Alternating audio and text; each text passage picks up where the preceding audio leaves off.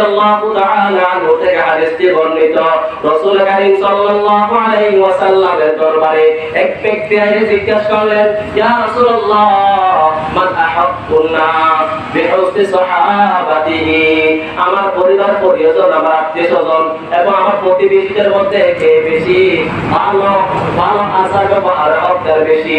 তখন রাসূল আকরাম সাল্লাল্লাহু আলাইহি ওয়াসাল্লাম বলেছেন, ক্বালা উম্মুকা, পরে বললেন সুম্মা ক্বাল, পরে তারপর কার? ক্বালা উম্মুকা, বলা সুম্মা ক্বাল, পরে তারপর কার? ক্বালা উম্মুকা, বলা ক্বালা সুম্মা ক্বালা, পরে তারপর কার? ক্বালা আবুকা।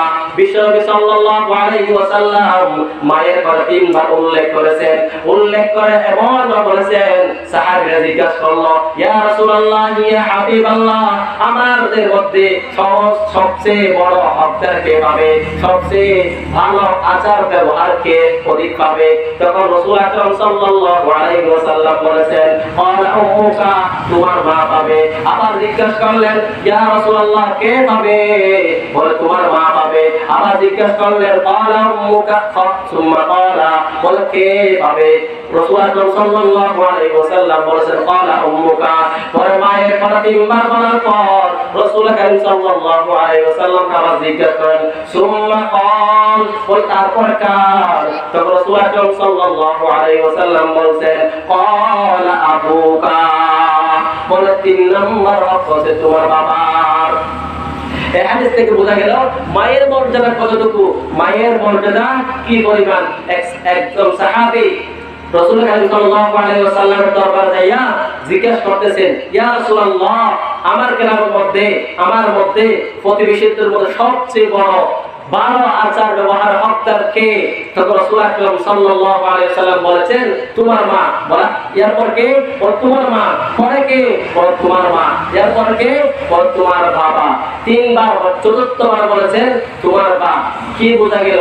মায়ের হক তিনবার বলা হয়েছে, বাবার হক একবার কেন বলা হয়েছে? এখানে একটা গোপন রহস্য আছে। যে কষ্টটা মায়ের সহ্য করে সে কষ্টটা বাবা পায় না।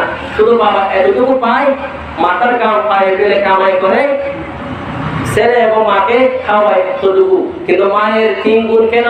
মায়ের এক নম্বর পেটে লালন করে, দুই নম্বর তাকে 2 মাস 2.5 বছর পর্যন্ত তাকে মায়ের দুধ খাওয়ায়, তিন নম্বর তাকে কত যত্ন সহকারে তাকে লালন পালন করে।